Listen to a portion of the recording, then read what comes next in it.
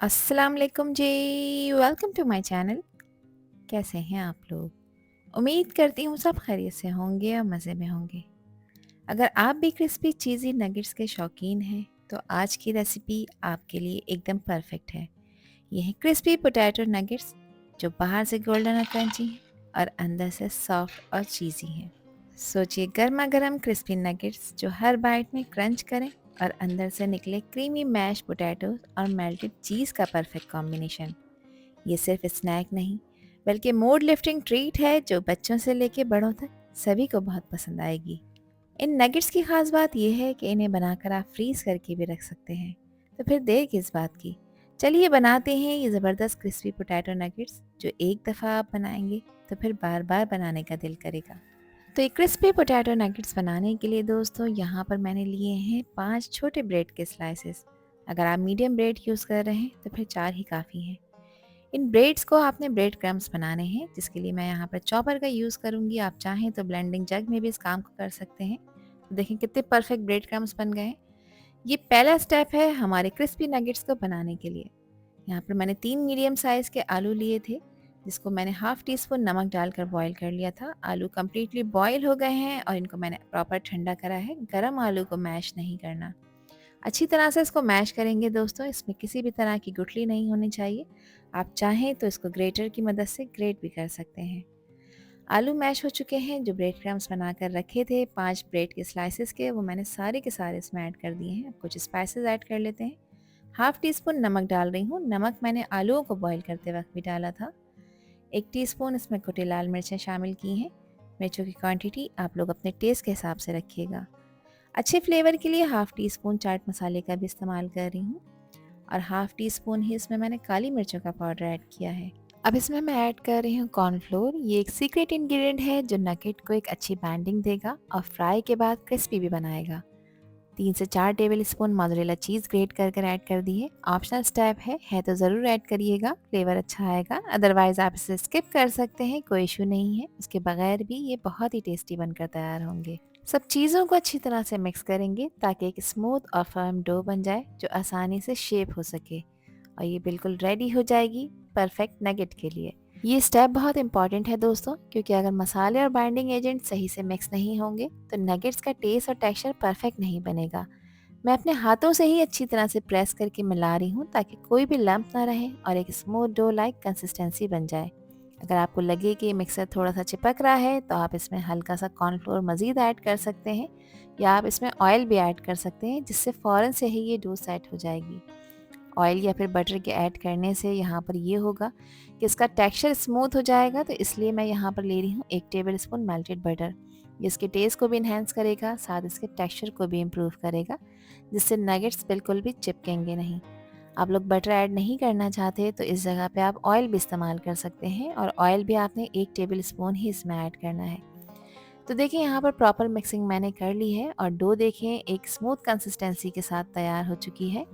ये बिल्कुल वैसी ही डो लग रही है जैसे हम कभी आलू के कबाब वगैरह की डो बनाते हैं, ना ज़्यादा नरम ना ज़्यादा हार्ड। और देखें ये बिल्कुल स्टिक भी नहीं हो रही। अब एक फ्लैट सरफेस ले ली है क्योंकि इसको अब शेप देने का टाइम है। इस डो को सेंटर में से हाफ कर लूँगी क्योंकि इतनी बड़ी डो को हैंडल करना मुश्किल हो जाएगा। अब आपने करना ये है कि फ्लैट सरफेस को ऑयल लगाकर थोड़ा सा ग्रीस कर लेना है। मैंने इसमें बटर ऐड किया है तो इसलिए नीड नहीं है, क्योंकि अब ये बिल्कुल स्मूथ हो चुकी है, चिपक नहीं रही।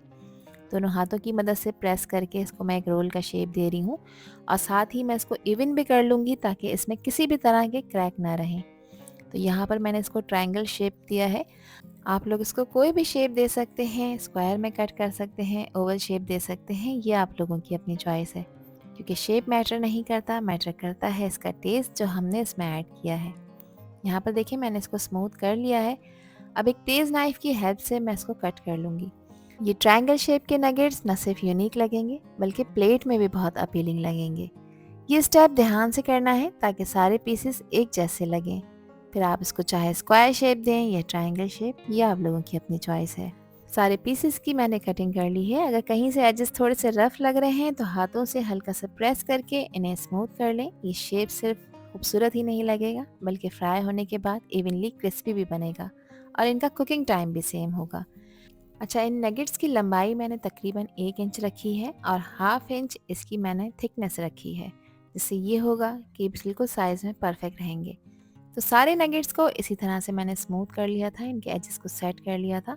अब इनको फ्राई करने और इनकी क्रिस्पी कोटिंग तैयार करने का टाइम है। तो इसकी क्रिस्पी कोटिंग बनाने के लिए एक बैटर तैयार कर रही हूँ, जिसके लिए हाफ कप मैंने लिया है मैदा, और इस मैदे में मैं शामिल करूँगी 2 टेबल स्पून कॉर्नफ्लोर, जिसको एक क्रिस्पी टेक्सचर देगा।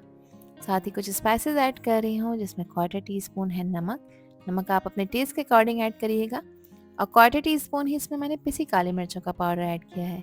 इससे ये होगा कि जो बैटर आप इसको कोट करने के लिए तैयार करेंगे, ये बिल्कुल फीका नहीं लगेगा। अब इसमें पानी शामिल करूँगी थोड़ा-थोड़ा सा, एक स्मूथ कंसिस्टेंसी के साथ आपने इस बैटर को रेडी करना है। एक साथ सारा पानी नहीं डालेंगे, थोड़ा-थोड़ा सा करके ऐड करेंगे और साथ-साथ इसको मिक्स करते रहेंगे ताकि ये बिल्कुल लम्प फ्री हो। इसमें किसी भी तरह की गुठली नहीं होनी चाहिए, प्रॉपर मिक्सिंग आपने करनी है। बैटर तैयार हो चुका है, इसकी कंसिस्टेंसी मैं आपको चेक करा देती हूँ कि देखें मीडियम कंसिस्टेंसी है, ना ज़्यादा पतली है, ना ज़्यादा गाढ़ी। अब एक नगेट लेना है और इस बैटर में आपने डिप कर देना है। अच्छी तरह से बैटर को इसके ऊपर डालना है ताकि नगेट इसमें प्रॉपर डिप हो जाए, क्योंकि इसके बाद हम इसको एक क्रिस्पी टेक्सचर देने के लिए ब्रेड क्रम्स कोट करेंगे। तो ये स्टेप हेल्प करेगा ब्रेड क्रम्स को नगेट्स के ऊपर चिपकने के लिए। अब एक प्लेट में मैंने ले लिए हैं ब्रेड क्रम्स। मैं पैन को ब्रेड क्रम्स का यूज़ कर रही हूँ, आप लोग चाहें तो ब्रेड के स्लाइसेस को चॉपर में चॉप करके भी ऐड कर सकते हैं।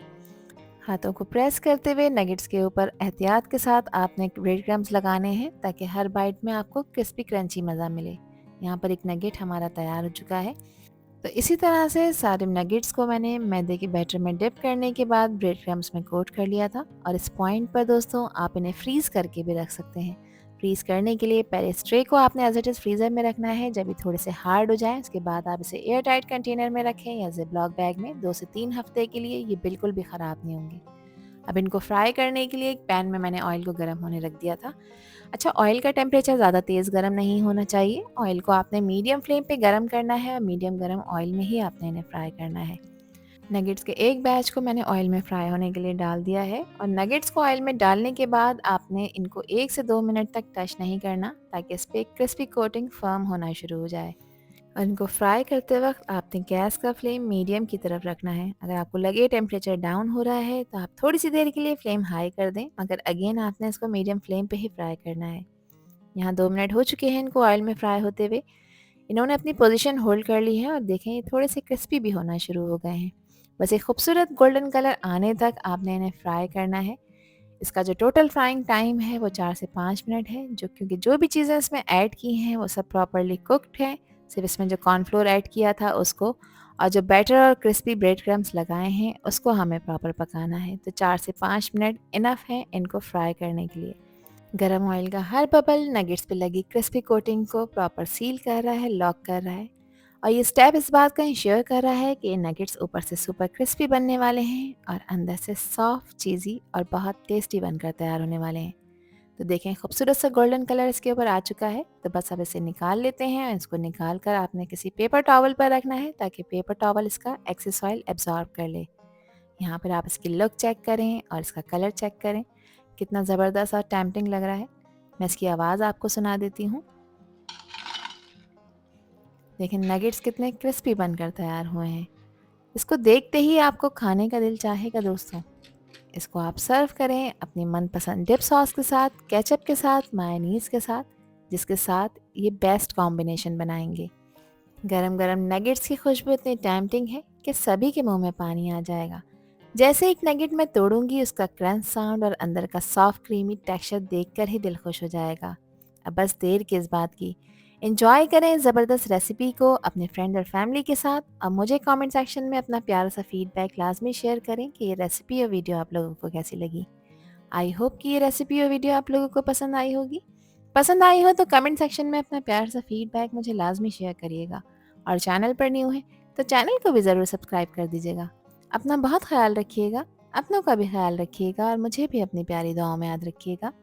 अल्लाह हाफिज़, अल्लाह निगहबान।